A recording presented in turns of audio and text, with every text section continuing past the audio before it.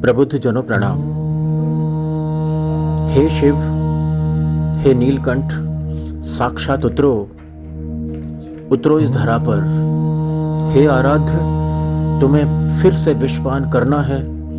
कलयुग में मंथन से चारों तरफ विष फैला है।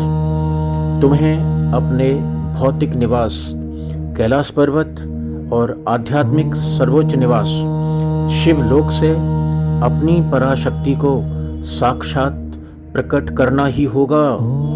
विश्व भर में चारों तरफ अशांति और अराजकता फैल गई है। राक्षसी वृत्ति अपनी पराकाष्ठा पर है। मानव जीवन, पशु पक्षी एवं अन्य जीवों का जीवन और यहाँ तक कि वनस्पति का जीवन भी संकट में है। मनुष्य अल्प बुद्धि है, मैं भी हूँ। अल्प बुद्धि कहती है, हे शिव, तुम ही विष्णु हो और विष्णु ही तुम हो, कोई भेद नहीं, दोनों ही आराध्य हैं। समुद्र मंथन से निकला विष तुमने ही कंठ में धारण किया। संसार में विष का घड़ा भर गया है। शिव, तेरे सिवाय इस संसार में कोई नहीं जो इस विष को हटा सके, मिटा सके। तुम्हें सब पता है, असुरों से प्रभावित सभी जन तुम्हें पुकार रहे हैं। ऐसे सभी जनों को अपना त्रिशूल दो। वह त्रिशूल जो दैहिक, दैविक, भौतिक तीनों दुखों का नाश करता है। वह त्रिशूल जो समय के तीनों आयामों, भूत, वर्तमान और भविष्य का ज्ञाता, अधिष्ठाता और नियंत्रण करता है। हे गुणातीत, मायातीत शिव, तू ही है, बस तू ही है। हे शिव, तुम्हारा तांडव राक्षसी शक्तियों का नाश करके जगत का कल्याण करता है। हे शिव, राक्षसों और राक्षसी वृत्ति से त्रस्त सभी जन तुम्हें पुकारते हैं। अपने तांडव से राक्षसों का संहार करो। जगत में सामान्य जन दुखी हैं, पीड़ित हैं। हर कोई तुझसे आशा रख रहा है। तुम आओ, जगत में फैला विष पियो, तभी जगत को अमृत मिलेगा। हे शिव, तुम उतरो उन सभी में जो सोच रहे जगत कल्याण की, जो सोच रहे स्वयं विषपान की, जो करते तेरी आराधना। उन सभी को विश्वास है तेरा त्रिशूल चलेगा, तेरा ही सुदर्शन चक्र चलेगा। राक्षसों और राक्षसी वृत्ति दोनों का वध होगा। ये अग्नि तेरी, ये वायु तेरी, ये जल शक्ति तेरी, ये आकाश तेरा, ये धरा तेरी, जो कांपती है तो राक्षसों को कंपा देती है। हे शिव, राक्षसों को अग्नि से भस्म कर दे। अब अन्य कोई लीला नहीं, केवल तांडव लीला करो राक्षसों के वध के लिए।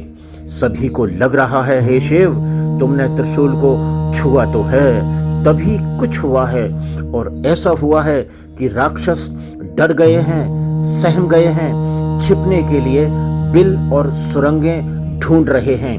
राक्षसों की स्वयं कुटिलता कांप रही है। ये राक्षस सभी संबंधों में भी हैं और संसार के सभी प्रबंधों में भी हैं।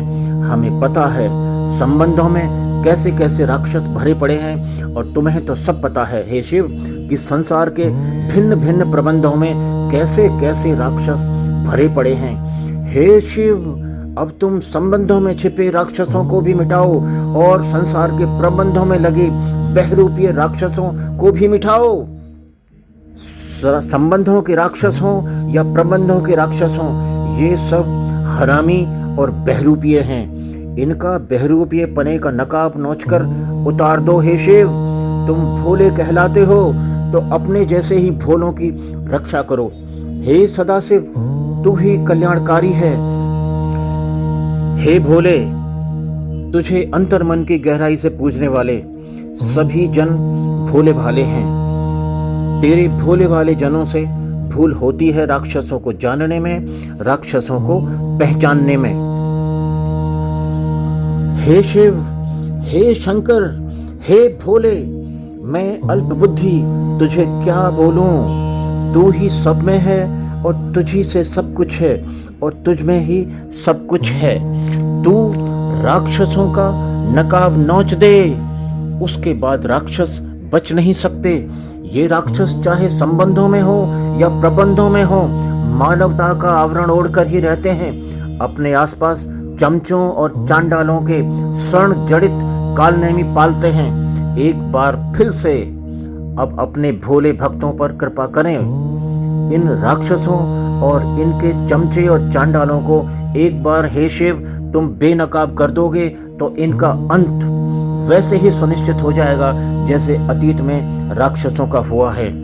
हे शिव, तुमने त्रिशूल को थोड़ी कंपन तो दी है, तभी तो आज के कालनेमी छुपते भागते फिर रहे हैं। हे शिव, इनका अंत शीघ्र दिखाओ। कुछ तो तुमने अवश्य किया है, संसार भर के कालनेमियों का नकाब तो नोचा है और तभी ये बिल और सुरंगों को ढूंढकर सुरक्षा का आभास करने में लगे हैं। इनका भय नहीं जा रहा। इनकी भद्र भाव भंगिमाएं भंग हो रही हैं। हे त्रिकालदर्शी, इनके सुरक्षित बिलों से खींचकर खत्म किए जाने वाला अंत आभासित हो रहा है।